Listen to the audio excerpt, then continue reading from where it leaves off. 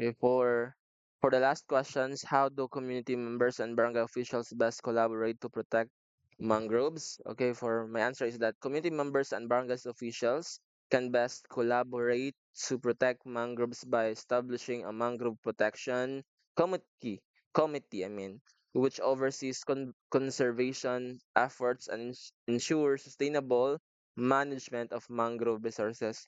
Regular community lead cleanup drives, monitoring of mangrove health, and reporting of illegal activities can also help protect mangroves. Additionally, barangay officials can support community lead initiatives by providing resources, enforcing local ordinance, and promoting environmental educations and awareness programs to foster a sense of ownership and stewardship among community members.